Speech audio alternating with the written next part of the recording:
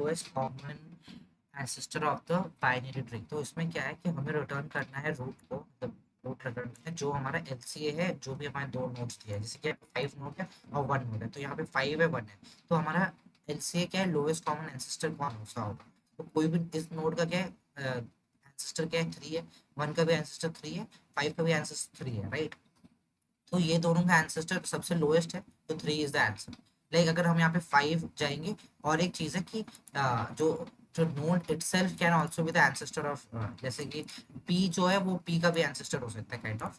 तो उस केस में क्या है कि अगर 5 है, तो जैसे कि हमारा 5 और 4 दिया हुआ है नोड्स, ठीक है, तो हमारा जो 5 है वो क्या है, हमें 5 तो मिल चुका है, ठीक है। अगर उसके अंदर हमारा 4 नोड आ रहा है, मतलब उसके अंदर जाके हमें 4 नोड मिल रहा है, लेकिन हमारा इसका एंसेस्टर क्या होता है, 5 अगर हमें मिला तो 5 हमारा एंसेस्टर मिल सकता है, राइट। सो हमारा 5 एंसेस्टर है, हम लोग अपडेट कर सकते हैं। और अगर उसके अंदर हमें 4 मिल सकता है, उसके अंदर 4 मिला, तो आंसर हमारा 5 ही होगा, क्योंकि सबसे ऊपर तो 5 है ना, मतलब क्योंकि 5 4 का एंसेस्टर है और 5 इटसेल्फ भी एंसेस्टर हो सकता है।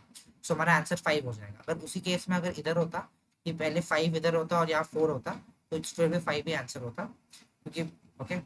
सो अब इससे हमें क्या पता चल रहा है कि अगर हमारा जो भी नोड है, तो कोई भी एक पर्टिकुलर नोड पे, बेसिकली अगर हमारे पास कोई भी अगर 5 नोड है और हमें 4 और 3 फाइंड करना था, और उस नोड के अगर लेफ्ट में हमें 4 मिल रहा है और राइट में अगर 3 मिल जा रहा है, अपने 4 और 3 हमें अगर हमें मिल जा रहा है उसके लेफ्ट और राइट में, या राइट और लेफ्ट में, तो हमारा आंसर क्या हो जाएगा, हमारा आंसर रूट हो जाएगा। लेकिन अगर हमें 4 और 3 फाइंड करना था और हमें 4 मिल चुका है, ठीक है, हम क्या कर रहे हैं, हम ट्राइवर्सल कर रहे हैं, ऑब्वियसली ये बाइनरी ट्री, तो हम ट्राइवर्स करेंगे। तो अगर हमें 4 मिल चुका है, तो हम क्या करेंगे, it can be the answer, तो हमारा ये एंसेस्टर 4 बन सकते हैं।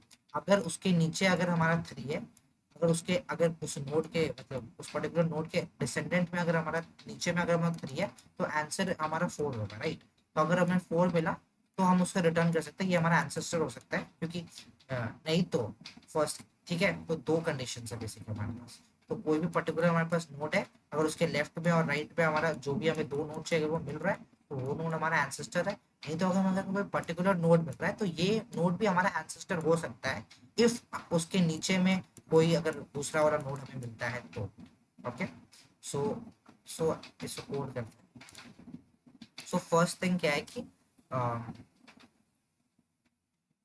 ओके, तो हम क्या पहले चेक करेंगे, अगर हमारा जो भी रूट है, क्या वो इक्वल टू पी है। अगर वो इक्वल टू पी है, तो हम क्या करेंगे, हम लोग रिटर्न कर देंगे पी को रिटर्न करते हैं, या रूट को सेम ही। तो हम यहाँ पे क्या बोल रहे हैं कि अगर हम ट्राइवर्सल कर रहे हैं पहले, तो अगर हम ट्राइवर्स करेंगे, तो हमें अगर पी मिल चुका है, तो हमारा वो पी तो आंसर एंसेस्टर हो सकता है, पी हमारा आंसर हो सकता है ना। तो हम लोग उसको पहले ही रिटर्न करते हैं, हम लोग नीचे ट्राइवर्स नहीं करेंगे। एक वी वोंट, हम लोग अगर हमें 4 मिल गया, तो हम नीचे ट्राइवर्स नहीं करेंगे 3 देखने के लिए। 4 हमारा आंसर हो सकता है। अगर बाई चांस ऊपर में और एक नोड है, तो खाली अगर हमारे पास 4 आ रहा है, तो वो भी रिटर्न हो जाएगा, वो भी हमारा आंसर हो जाएगा। अगर हमारे लेफ्ट में मिल गया, तो हमारा रूट आंसर हो जाएगा, राइट। नहीं तो हमारा क्या रहेगा, 4 ही आंसर मिला, राइट। सो समझो, अगर पहले अगर हमें 4 हमें मिल चुका है, या पी मिला हमें, या क्यू मिला, तो हम उसको रिटर्न कर देंगे, हम लोग उसके नीचे सर्च नहीं करेंगे। अगर हमें उसका राइट साइड या लेफ्ट साइड अगर हमें नहीं मिलता है, तो मतलब क्या, 4 इज ऑलरेडी आंसर। अगर हमें राइट साइड में मिल जाता है, तो लेफ्ट और राइट का जो भी पेरेंट रूट होगा, उसमें वो हमारा आंसर हो जाएगा, राइट। सो हम वही करने वाले हैं। तो अगर हमारे पास और एक कंडीशन है कि अगर रूट इक्वल टू क्यू हो जाएगा, तो हम लोग रिटर्न कर देंगे कर देंगे मतलब। तो उसके बाद हम क्या करेंगे, हम लोग पहले तो ट्रैवर्स करने के लिए हमें लेफ्ट जाएंगे और राइट जाते हैं करना है। तो पहले हम लोग लेफ्ट बनाते हैं, that is null, and three star right null। तो हम क्या बोल रहे हैं, अगर अगर हमारे पास रूट, अगर हमारे पास लेफ्ट है, अगर लेफ्ट मतलब रूट का लेफ्ट एग्जिस्ट करता है, so left is equal to lowest common factor of root of left comma p comma q। अगर if रूट ऑफ राइट अगर एग्जिस्ट करता है, तो right will be is equal to lowest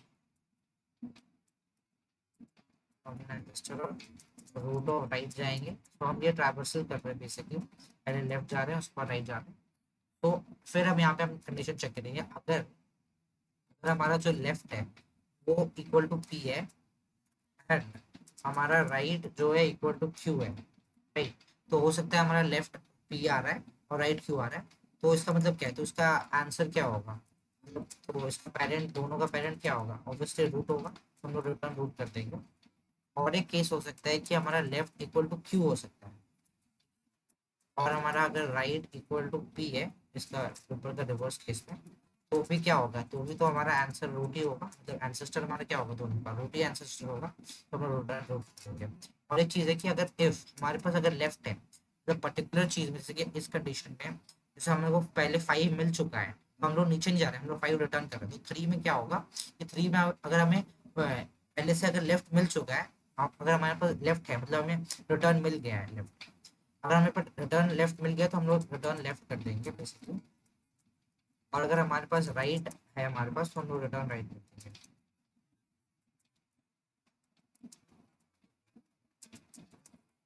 ठीक है, नहीं तो अगर हमारे पास कुछ भी नहीं मिला तो हम लोग रिटर्न नहीं करते बेस केस में।